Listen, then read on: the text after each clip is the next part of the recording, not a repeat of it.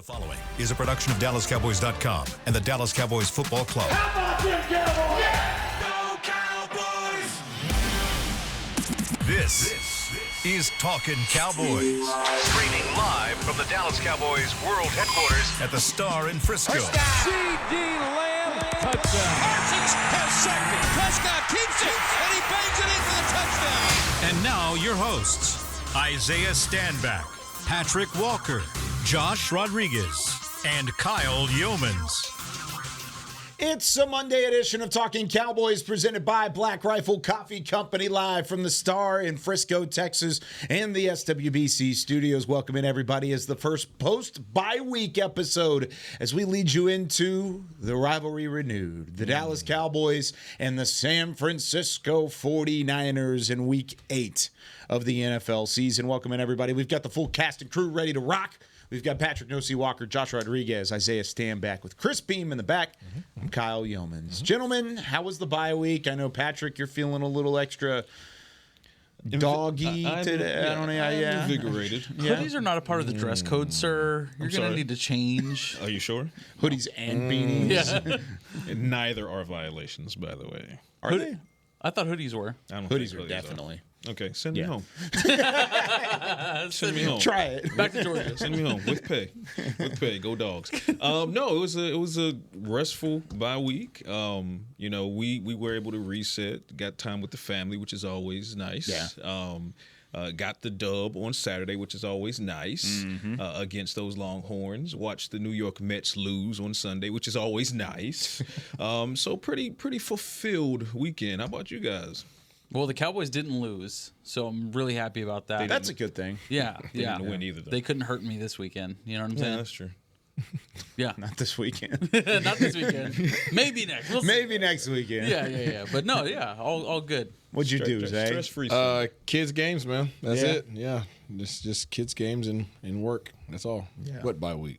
It was quick. Right? What bye week? Oh, yeah, I didn't have any rest at all. We moved into a house. Hey, Let's go, me. Homeowner, I saw your baby. picture. You're pointing at the brick, saying, "This is right here is mine." It's my brick. I love it. Like, I When- own this. When you Awesome. go out and look at a house that you bought with your own money, you know what I mean? You're just like, wow, like that's Yeah. mine right there. I This am an brick. adult. Yeah. Do you know how much you paid for it down to the cent? Because whenever we bought ours, I know I could rattle it off right now. I'm not going to. Yeah, no. But I know the exact cent of what I paid for the house. Currently paying for the house. Actually, Don't confuse that. remember the house is paid for. It's the loan that I'm trying to pay back currently. Right.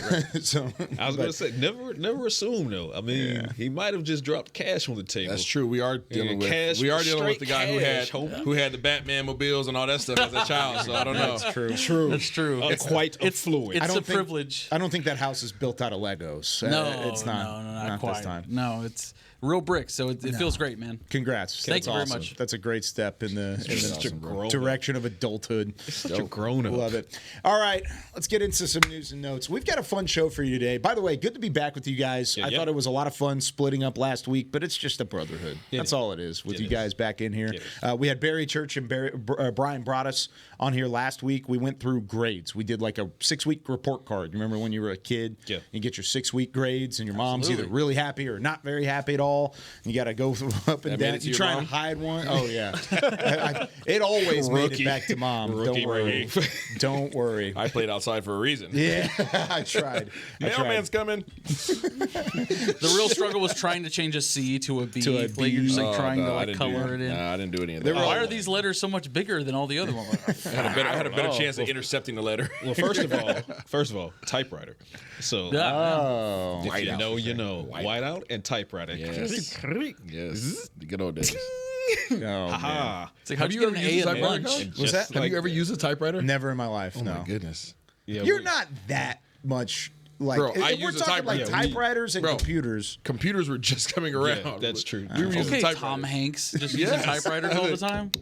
That's why you type with your fingers. I still have a typewriter at home. It's just for nostalgia, though. I don't use it. I don't know use one it. person that typed on a typewriter not using just one finger. Patrick's writing his science lab every week on his typewriter. And That's how you do it. Beamer, did you use multiple fingers to do typewriter to write your papers?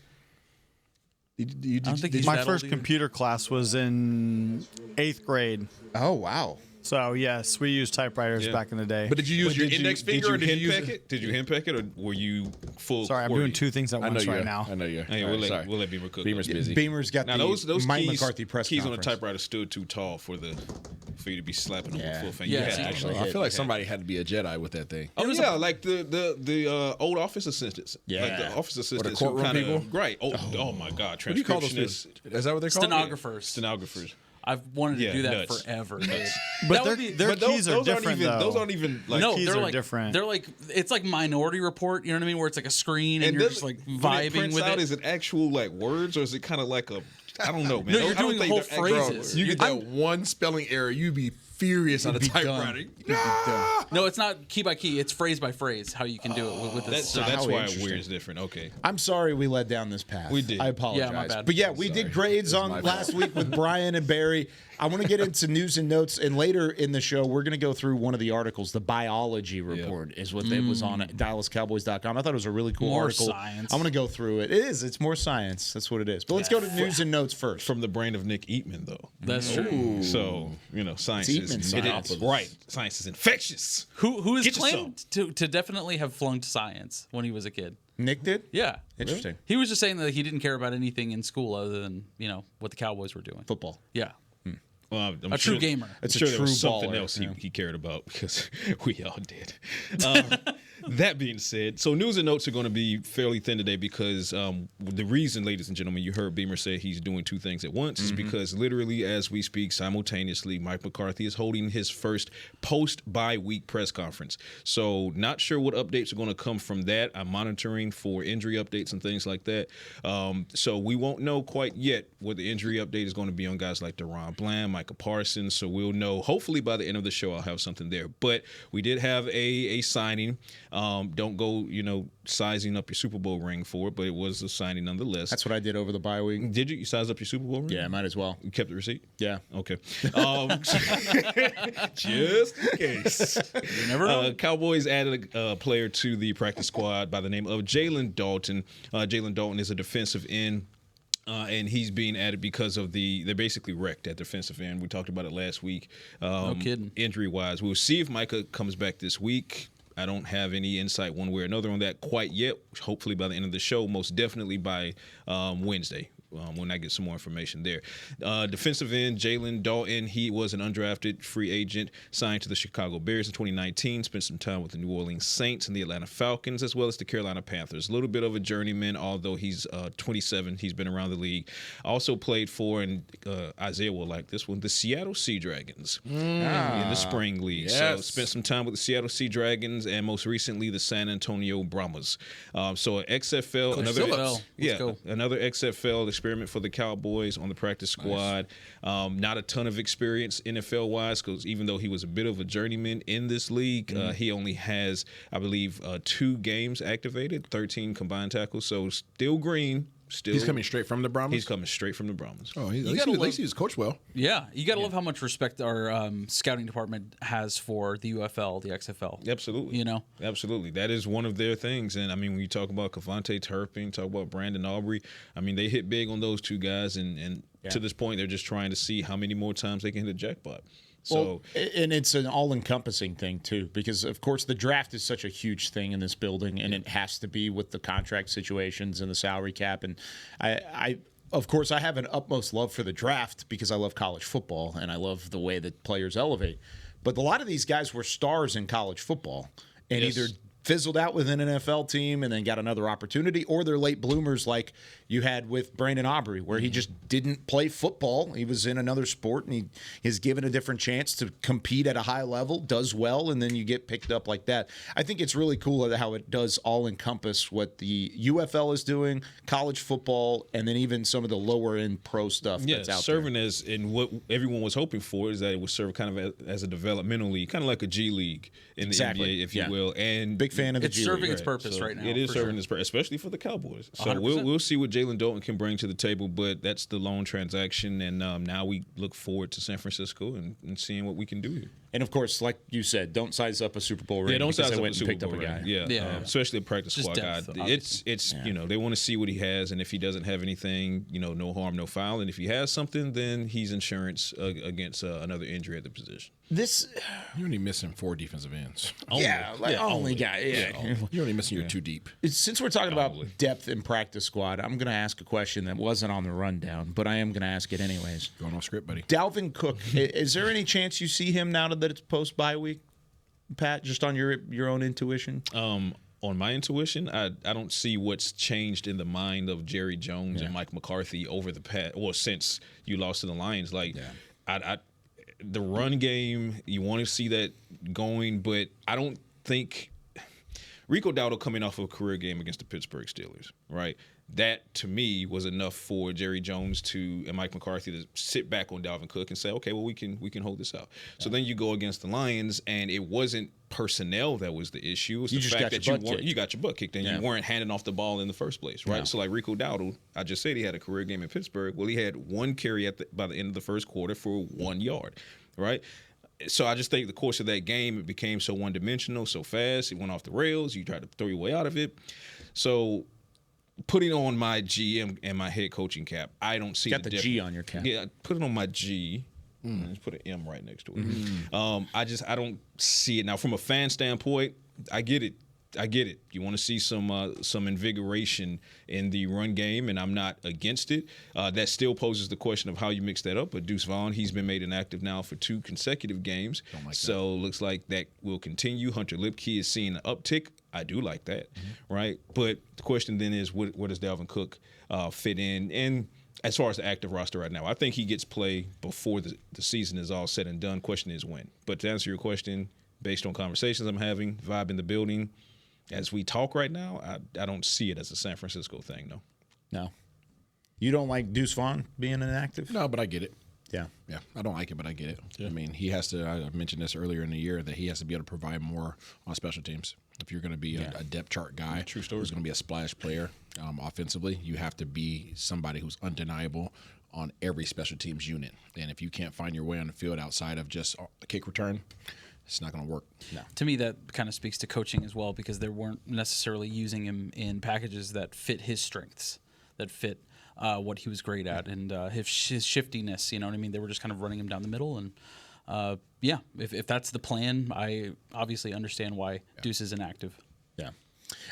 Since the Cowboys are into a bye week, I wanted to kind of get your thoughts on the NFC East around the league right now. It is the Washington Commanders setting the tone currently. Dan Quinn and company putting up a 40-burger on the Carolina Panthers. Now, it is the Carolina Panthers, keep it in mind. And a lot of that was not Jaden Daniels. A lot of it was Marcus Mariota. As Jaden Daniels goes down early, we don't really know the extensiveness of his injury. Right. I don't think it's super serious from what I had heard. We won't know until today. Until they talk about it. The tone yesterday was that they're not believing that it's super serious, which is why he came back out to the sideline. He was kind of doing his DC wave to the fans and everything. But Dan Quinn also said that they'll have more information today. So I get it, DC wave. Yeah, there you go. Because he's in DC. Exactly. That makes sense. Or Landover, Maryland, but whatever. Yeah. Same thing. Same diff. But then you've got the Commanders, followed by the Eagles, who are a half game out at 4-2, and then you've got the Giants, or the Cowboys, then the Giants. The Eagles defeating the Giants 28-3. Thoughts from the weekend, Isaiah? I know you had your eyes on it. Yeah, I mean, Washington, I think they're a good team. I don't think they've played too much competition to date. I think the Baltimore Ravens is pretty much the only team that they've played that I think is Tampa, they lost. New York, they won. Struggling Cincy, they won. Yeah. So Arizona, they won. Cleveland, they haven't necessarily. Tampa and Baltimore, they lost those games, right? Those are the 2 games that you would circle and say, okay, these are the real teams. These are playoff teams. They lost both of those. Dallas has lost to nothing but playoff teams. So they got the Bears and the Giants next. Yeah. So I mean, their schedule is relatively easy to date, but that's the way you would want to draw it up if you're the Washington Commanders in terms of trying to get that thing on the road and get some confidence. Obviously, the Philadelphia Eagles took care of business with Saquon going completely off, which I think we all kind of would have predicted. Absolutely. So that is that. And the Giants, obviously, were on the receiving end of Saquon going off. So that is the NFC East. I didn't even look at his numbers. I watched the game. Insane. 17 for 176. Yeah, nasty work. That's nuts. Is he going to be able to replicate that? That was no payback at all. He was like, not personal at all. Wasn't personal. Right? There was nothing personal about this. Did they boo him when he went on the field? Yeah, they did. They did. Yeah. But Which is stupid. I mean, he He didn't do that to them. I know. He took it in stride. Right. But he also He took it in stride. But he played for the end. 176 right? literally in stride all the way to 176 yards. 10 yards per carry per stride. First right? right, yeah, exactly. But yeah, I just kind of wanted to get your thoughts around it. Josh, any thoughts on Commanders, Eagles, Giants? Commanders, they're doing their best 2016 Cowboys impression, right? They're led by the youth. They're going out there led by their brand new coach, Cliff Kingsbury, doing a great job. I think, at least for me, the odds-on favorite to win the division. I think that's it's Still fair. over Philly and Absolutely. I think it's fair because of the schedule that they have. Yeah. okay. That on top of it. I mean, And Dante Fowler's going off, by the way. absolutely. But you look at their pick W's: six, dude. Giants, Bengals, Cardinals, Browns, Panthers. I mean, you got to wait and see what this team would do in the playoffs. But part of me is like, okay, if I'm the Commanders and you're looking at the Cowboys right now, do you really want to win the division? Do you really want to win the division and have that first place schedule next year when you're a team building towards something? You know, it's like, maybe we'll just take these last few games off. I don't know. Of course not. But on the alternative is the Philadelphia Eagles, who I think are still fraudulent. I just don't. Granted, they handed an L to the Giants pretty handily, right? They did what they were supposed to do. They beat down a bad team. Exactly. But I don't see it, man. Their wins are the Packers, the Saints, the Browns, and the Giants now.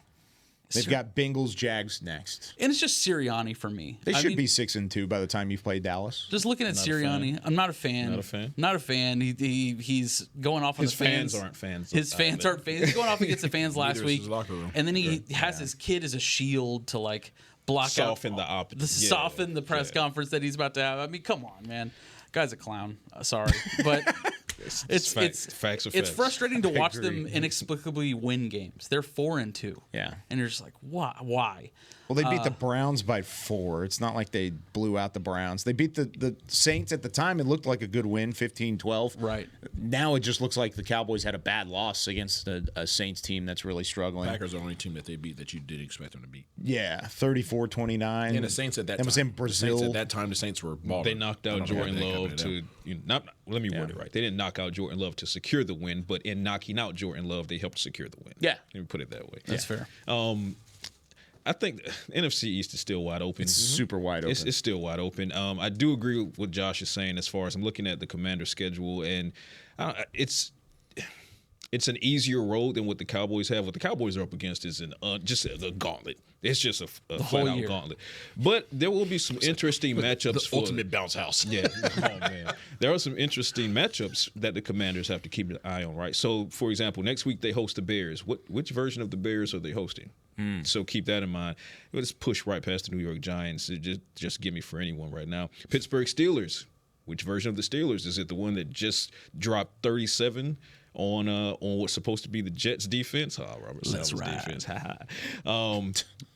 Eagles, they have the Eagles. So, again, that's going to be a huge one for them November 14th. And then November 24th, guess who they got? Dallas Cowboys. After that, they got the Tennessee Titans. You don't know which Titans team you're going to get. That Titans team can get themselves a win.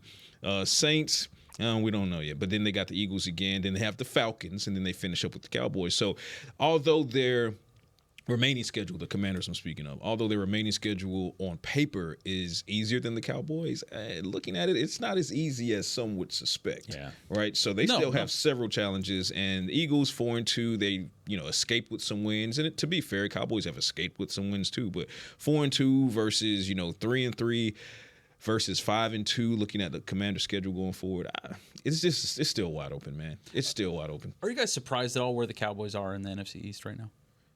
No. Not really. No, it's kind of right where I expected them. Now, well, I didn't expect. I'm not going to say I expected them at 3-3. I did not expect them. I at 3-3. did. But I, in the context of, did I expect it would be a 2 or 3 team horse race?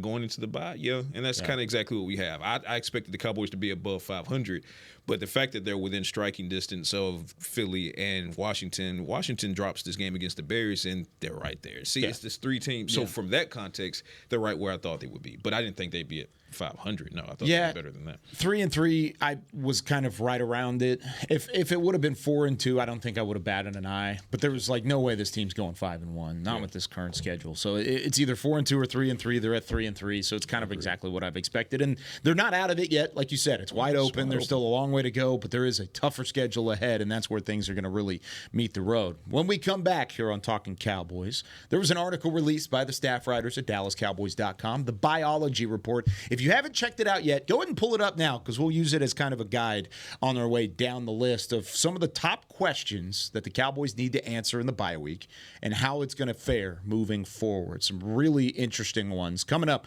right after this with more Talkin Cowboys.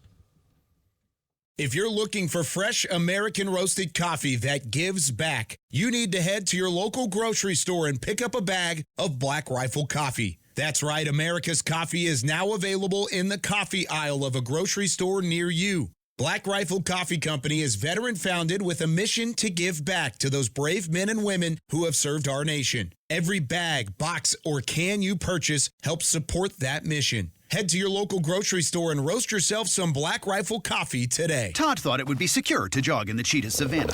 Todd believed the big cat repellent he bought online was reliable. And now, Todd is trying to be faster than this cheetah that can run 80 miles per hour. But the good news is, Todd has AT&T 5G that is fast, reliable, and secure.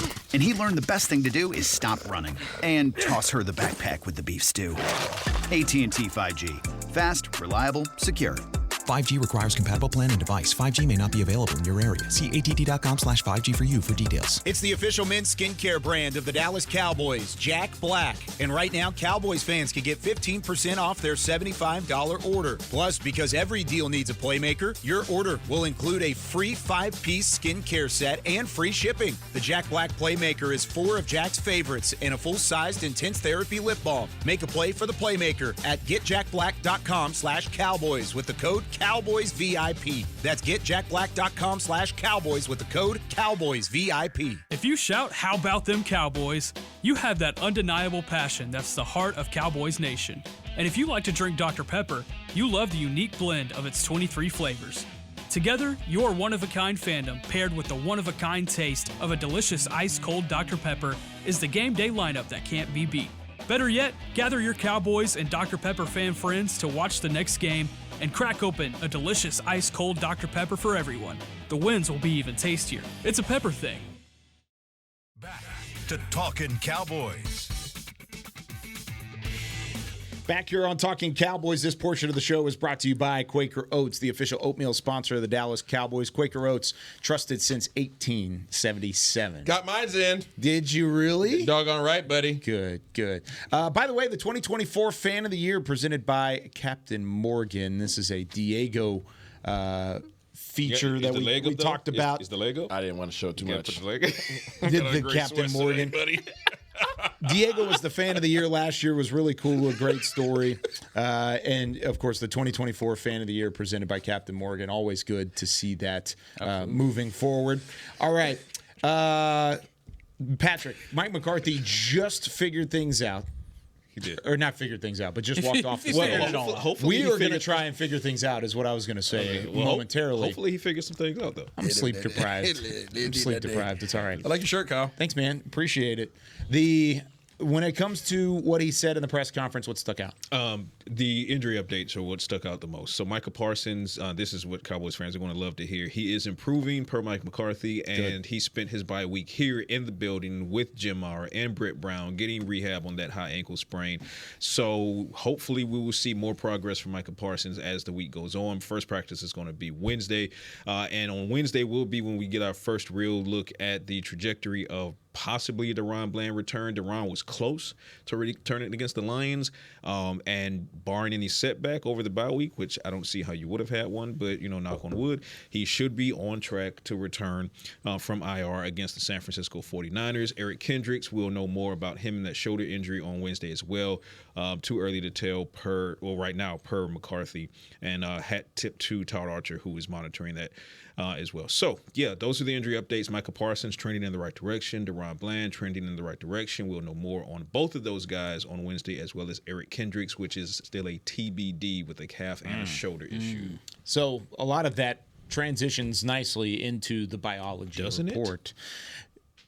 Bye-ology report, full assessment at the break for the Dallas Cowboys. This was written by Patrik Walker, Tommy Yarish, Nick Eatman are the three staff writers that gave their input. They didn't ask me to do it. It's unfortunate. I did not coordinate this. I didn't get the invite. Thanks, I did Nick. not coordinate. I was not the offensive coordinator. I'm on gut feeling. I didn't call the play. It's fine.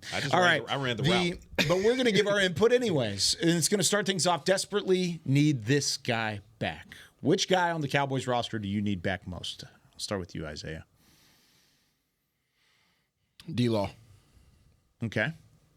Why is that? I'm going to go D-Law because I think D-Law is the leader on defense. I just think that he is. I think he's the voice of reason. I think he's he's not a guy that you ever have to be concerned about effort.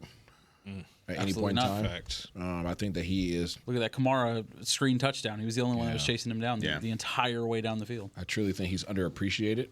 Oh, fact. And I think he has a tremendous impact in the running game. Yeah. So I think that's the guy that you miss most right now. Is he necessarily feared? Like a Micah Parsons would be feared? Absolutely not feared in that sense. But in terms of impact, I think he makes a tremendous impact play in and play out. He's definitely respected by offenses. Correct. Absolutely. I'm going with Micah Parsons. I feel like to piggyback off your point, obviously D-Law helps in the run game. He helps in the leadership game. But I also feel like nobody's as afraid of anybody on this team as they are Micah Parsons. You need an actual threat on the defensive line. Offenses have to scheme for Micah Parsons, which currently any team in the league can go 1v1 against your guys and feel really good about it. They can run down your throat, no problem. I think with Micah Parsons in there, at least you have a threat of a pass rush, and you have the threat of somebody that is rangy enough to get down the field and tackle would-be runner. So for me, it's Micah Parsons, hands down. I'm going, and those are both great answers, and I think all three of these are truthful, including probably what Cal was going to say. I'm going DaRon Bland here, and the reason I'm going DaRon Bland is, number one, it's a depth issue at cornerback, but also it's a talent issue as far as the drop-off is concerned. So when DaRon Bland went down before the season started with the foot injury, you looked at Kalen Carson, you said, okay, young seatbelt, right into the fire. He acquitted himself well against the Browns, and then he kind of started to struggle, kind of a mixed bag. Yeah. Then he got injured, shoulder injury, right? So that put him down at least the last two games. So what do? You go and get AO, right? So Amani Oruwariye. So you go and get AO, and AO, pleasant surprise for a couple games. Pleasant surprise. And then Jared Goff kind of had his way.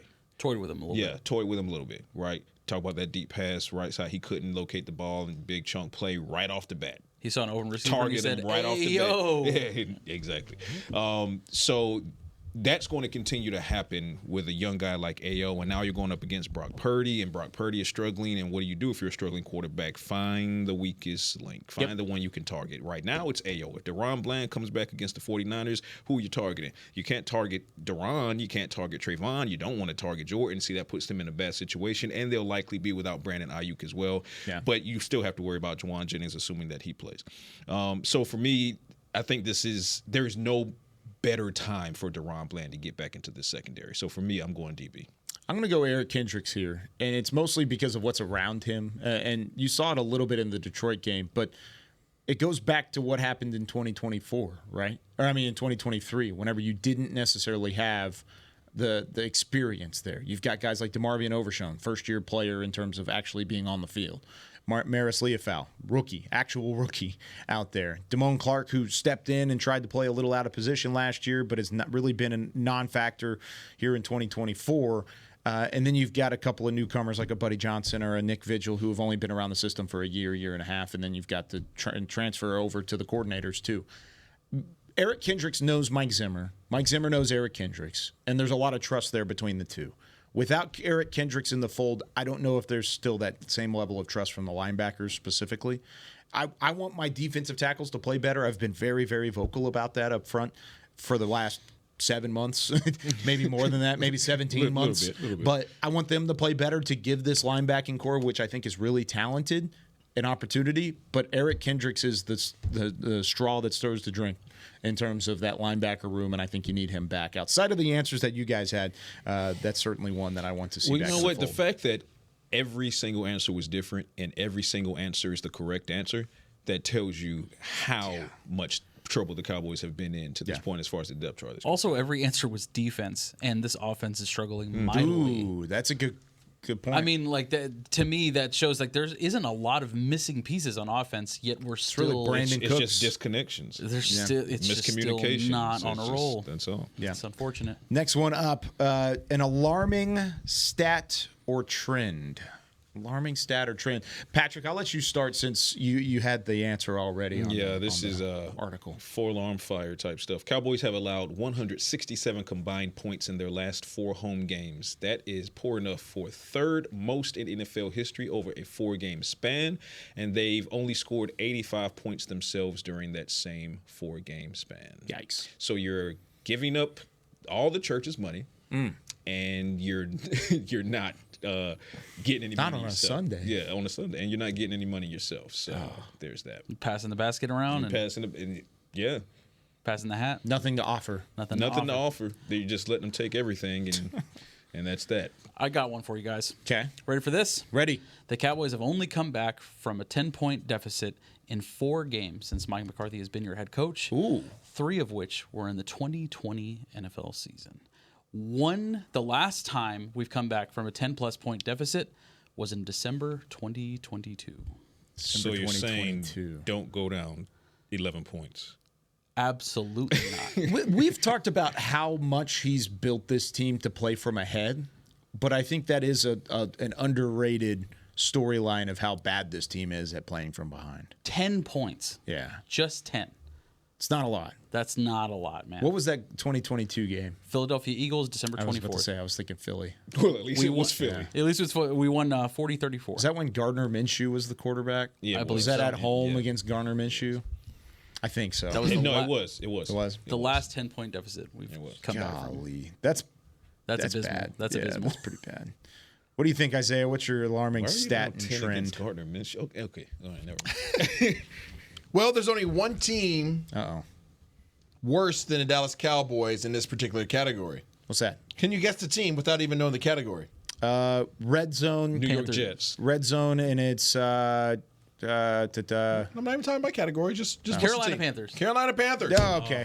Carolina Panthers are worse than the Dallas Cowboys when it comes to you rushing had to think about touchdowns that. given up. Oh. Had to think about that. Dallas Cowboys have given up. Is Dallas Cowboys have given up 10 rushing touchdowns. Yikes. that That's a bad? lot. Seems bad. 10 rushing touchdowns. That doesn't sound good, Isaiah. It's not good. You know why it's not good? Why isn't it good, Because Isaiah? if you're giving up 10 rushing touchdowns, if you're giving up the second most rushing touchdowns in the league, then that means that you're not controlling the line of scrimmage. Oh. No. We're at the bottom of the league in terms of rushing yards given up. I said. Bottom of the league in terms of rushing touchdowns given up. Now, you've faced some good rushing attacks. I don't give a doggone. Saints, Ravens, these are 31 Steelers, Lions. You have the same cap space as the other 31 teams. Yeah, I know. I know. That's bad. That's bad. That's rough. Alarming for sure. Mine, Words, bro. Doesn't sound like winning football. You're better than Carolina, though. Yes. you think? Just I guess. saying. They were the worst team in football, right? Yeah. Yeah, They they're are bad. currently. Yeah, they're bad. And you're their next door neighbor.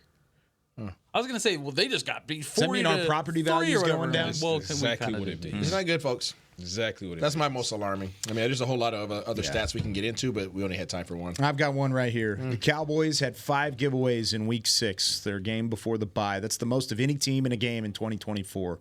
Again, Most of any giving team. away the church's money. 5 turnovers. Here you go. They also had their 4th and 5th red zone giveaways of 2024, most in the NFL. Those are two. They're corresponding stats because they're turnovers, but they're really 2 separate stats that are their own separate problems. How many turnovers are in the last 2 games, Kyle? Quite a bit. 7. 7 turnovers, 3 of which have come in the red zone. I know that one. 7 and 8 quarters. When you say it like that, 3 and 3 sounds pretty impressive.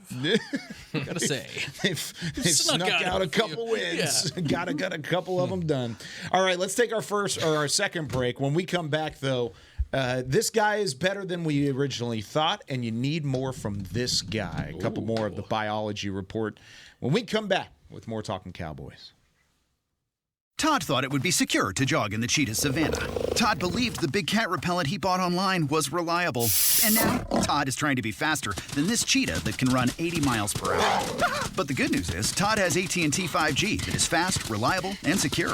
And he learned the best thing to do is stop running and toss her the backpack with the beef stew. AT&T 5G. Fast, reliable, secure.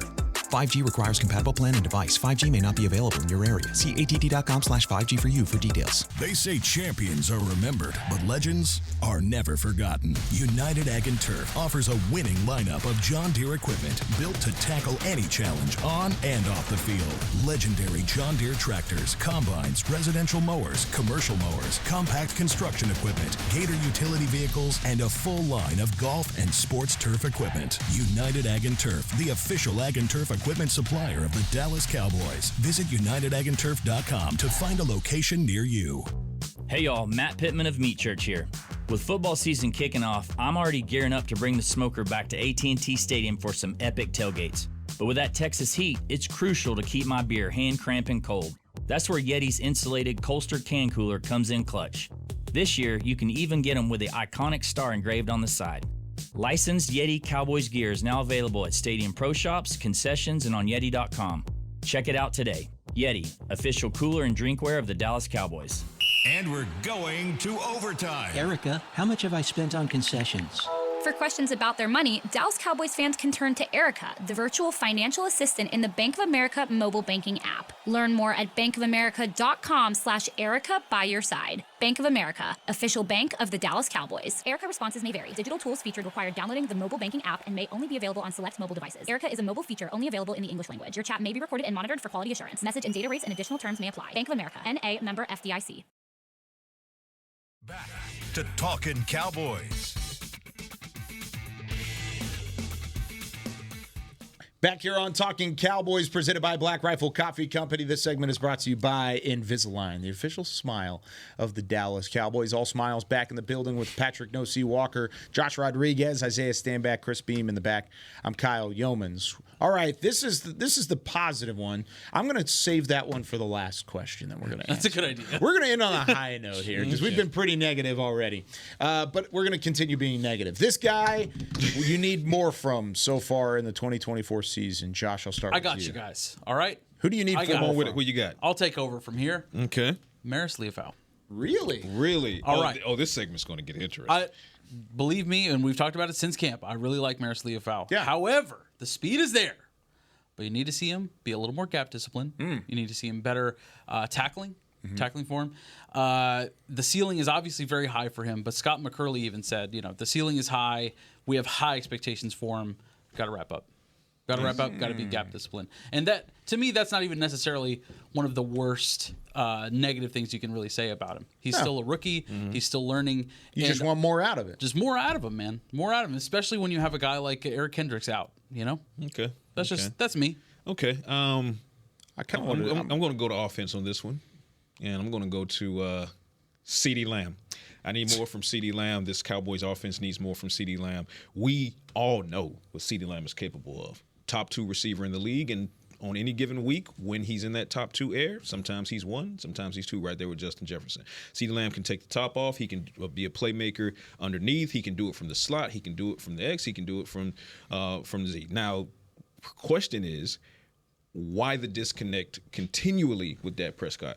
Kyle made a great point last week. We're no longer talking about training camp now. We should not be talking about training camp Far now, past it. right? Because training camp was only 30, 31 days long. So if you use that math, then that means that September was his training camp. Okay, but here we are, late October now, and still haven't seen 4 quarters of dominant CeeDee Lamb. Yeah. So when you talk about what the potential and the expectation is, and he has these same expectations of himself. Dak Prescott has the same expectations of himself, and those two two need to continue to hold each other accountable as they have been. But those two need to get on the same page, and they need to get on the same page time and again if this offense is to get going. We keep talking about, Brandon Cooks has been missing. Yeah, Jalen Tolbert has stepped up, and Jake Ferguson, and but are we having these weekly conversations about who needs to step up at WR2 and WR3 if CeeDee Lamb is torching defenses for 150? No, we're not having that conversation. So CeeDee is him.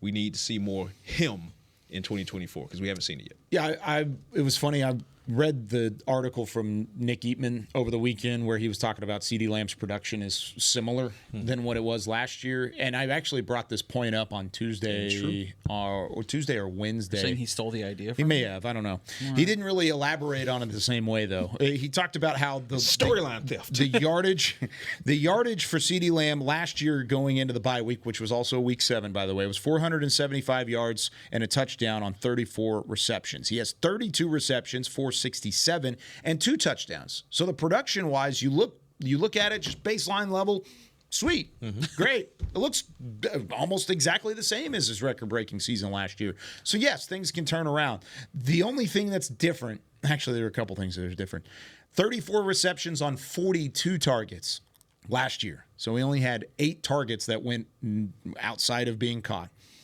This year, he has 55 targets and 32 receptions. Ooh, that catch percentage is down. It goes from 8 yards per target this year. It was 11.3 yards per target last year. Great. 81% catch percentage last year, as opposed to 58% catch rating this year. So the production is there. It's still the same. However, the efficiency of how you get to that number is definitely a huge drop-off. CeeDee Lamb gets going again, and this offense looks like a completely different animal. Completely. Period. And it's not to say that he can't get there. He can certainly get there. I believe he will get there. Yeah. It's just a question of when. How soon? And a lot of times you might need a run game to get him there, too. But last year, I feel like the running game wasn't even necessarily that much more of a threat than it is this year, right? Right, but also if you think about down the stretch, there were other guys that stepped up after the bye week that took some of that pressure off, whether it was Ferguson or Cooks in the red zone. Definitely. Cooks especially down the stretch. Cooks being a problem, especially in the red zone where he was catching all those touchdown passes. That was something that took the pressure off of CeeDee Lamb. You need somebody else to emerge in order for CeeDee to step up, but I'm with you. CeeDee's got to step up. He's got to be better. Yeah, for sure. I don't disagree. I want to say a position group. I know I can't do that. Yes, you can. I can? Absolutely, you can. We're freaking This is your show. Do whatever the heck you want, buddy. Oh, man. Thanks, guys. Offensive line. The podcast team. I mean, I don't want to just point out one guy because I feel like by pointing out one guy, somebody's going to say, well, what about so-and-so? Yeah. The offensive line in its totality is not playing very well. Dak Prescott and company has been on their back 16 times this year. They've been on their back 16 times this year while only being pressured the 4th least amount in the league in terms of blitz rate. Right? They are getting blitzed the 4th least amount in the league. And they put our quarterback's been on his back 16 times. You talk about the efficiency of CeeDee Lamb. You talk about Dak Prescott's ability to be able to get this thing out there. You talk about the running game. All these things go back. Nothing happens, which is why I'm such an advocate of investing in your offensive line, which the Dallas Cowboys organization has done.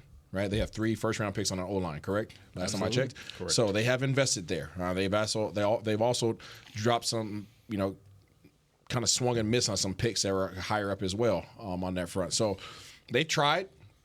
This unit has to play better. This team offensively goes as the offensive line goes. Yes. Dak can't sit back and throw the ball confidently and comfortably and accurately without an offensive protection. This running game, I don't care what running back you put back there, can't find a hole because there is no hole. This offensive line has to play better as a unit, and I know they are saying that to themselves. I know their coach, Coach Solari, is telling them that. I'm hoping to see a better product on the field. I think overall everyone had higher expectations for the offensive line this year, especially when you have a brand new group coming in, some youth behind it, and then the idea was like you could almost put any running back behind there and do relatively well, and it just has not happened. But to that point, right, just to kind of double down on what you just said, it doesn't matter who's at running back. So you can ask about Dalvin Cook. You can talk about Ezekiel Elliott. You can talk about Rico Dowdle. You can talk about Deuce being inactive. It doesn't matter who's in the backfield if defensive linemen are getting in the backfield or they're closing up holes. Facts. It just doesn't matter. And Dak I think that was way too long. On top of that, that might have been that was lab coat last week? No, week before, because last week was mixed bag. So week before, it was that exact thing, Isaiah. Mm-hmm. And I'm not going to get back into the numbers, but just know that Dak Prescott is seeing a lot more pressure, and he needs to perform better under the pressure, but also when he's not being pressured. But when you're talking about the offensive line, a lot of teams are getting this pressure on Dak Prescott, like Isaiah saying, without sending that extra man. So you're not even forcing teams to get home with a base package. That's what's alarming. That's why I bring up that stat is, the fact that, the pressure rate's not crazy, but the sacks are. He's been on his back 16 times. Now, that's not the Cleveland Browns that have been sacked 35 times. It's not that bad. But 16's a lot. Yeah. 16's a lot. You start talking about 6 games. And it ain't sweet. No, it's not. And, you start talking about Dak's stats. We're just mentioning it here, and not even just Dak's, just offensive passing stats. We have 8 touchdowns and 7 interceptions. The protection matters. Yeah. Yeah. You're talking about a quarterback. You're talking about an offense that's used to lighting up the scoreboard in the passing game. This is not that right now. Yeah, it's not. It's not the same team. No. Not the same offense, not the same everything. And it's probably starting up front in the trenches. But before we sign off on Talkin' Cowboys, that was fast. Let's end on a high note. Who is one guy that has stepped up and been better than you anticipated going into the year, Patrik? Maris Leofau. Oh. That's why I said this is going to be a fun segment. Bum, bum, bum. So look at the stats, buddy. Wow. I like that. Look at the film, buddy. So Leofau. So this is the good thing about this question, and here's why. Everything you said has credence. 100%. I appreciate you. Thank has you. credence, even though you know. Hell with science. I'm not going to go the Josh route because I'm not a hater. Okay? All right. Everything you said, everything you said has a hater. But this is a perspective question, right? And the reason I say Maris Leofau is because this is a rookie who came in, and when he came in, we knew all the hype, rightfully so, was for Eric Kendricks, DeMarvion Overshown. Those 2 guys. And you figured Damone Clark would factor much more into it because Maris Leofau, he's a rookie, mostly special teamer. That's what we're thinking. Yeah. Okay. Well, through the first 6 games, outside of Eric Kendricks getting hurt, Maris Leofau has pushed Damone Clark into a closet as far as snap count is concerned. That's fair. Maris Leofau, in only 6 games, became the green dot for Mike Zimmer. Yeah. Are you serious? Nick Vigil was available. Yeah. Against the Lions, and it was still Maris Leofau. Yeah. Huge nod to his football acumen and football IQ. So, and then you look at just, he's imperfect because he's a rookie. That's why I say everything you said is correct. He still has a ways to go as far as learning and being the next Eric, or being Eric Kendricks. And being more productive, too. He only has 10 tackles. That being said, the question is one who's shown me a lot already. Yes. Contextually speaking, I thought that he would be a special teamer and we would see more of Maris in 2025. Post Kendricks. Like I said, he pushed Damone Clark in the closet. He pushed Nick Vigil in the closet as the green dot. Rookie through 6 games. I think that's fair, but I think since training camp, we've seen that. Yeah. He got on the depth chart starting linebacker. And that was unofficial. Unofficial, and granted. And Overshown started. Granted, but since then we were like, oh, this guy's a guy. This is a dude. I think we have the same answer in a way because it's like I've seen what he can do. Question. It's right. perspective. It's a perspective. I've seen what he can do, and I know that he can be better. Yeah, and both of the answers are correct. Yeah, 2 things can be right at once. He needs to improve. Wonder Twins. He needs to improve. It's also true, in my perspective, that he's playing above his grade right now. That's fair. Is where I'm saying. All right, Isaiah.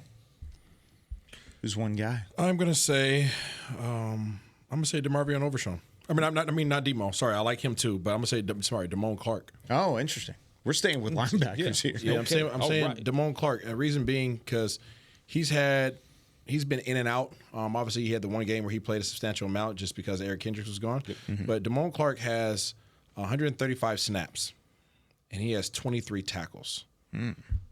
Eric Kendricks has more than double those snaps and has just double the tackles. So as we talk about how impactful Eric Kendricks has been, efficiency is the same. Efficiency is exactly the same. Yeah. So shout out to him. Just to clear up those stats, 281 snaps for Eric Kendricks and 52 tackles. And DeMarcus Clark, 135 snaps and 23 tackles, okay? Eric Hendricks has an 18.5% tackle percentage. DeMarcus Clark has a 17% tackle percentage. DeMarcus Clark is the second best tackler on your team right now statistically. Yeah.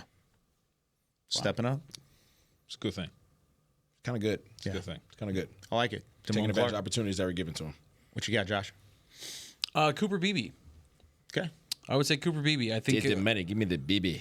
Exactly that. No, and especially with how he started at camp, the snaps were not there. He was losing out to Brock Hoffman. Thank you very much. Put some respect on Brock's And we name. were at that point. We were like, oh well, it's Brock Hoffman's job. You know what I mean? At the very first week of camp, we were like, oh well. It was going to be a tough hill for him to climb, and he climbed it. This is going to be rough. He wasn't snapping the ball very well, and he corrected that in a matter of weeks. It was crazy to see. Pretty impressive. Yeah. And he has not missed a step on the field this year. It's pretty incredible how vigilant he was in getting that spot and not giving it up. How Nick Vigilant.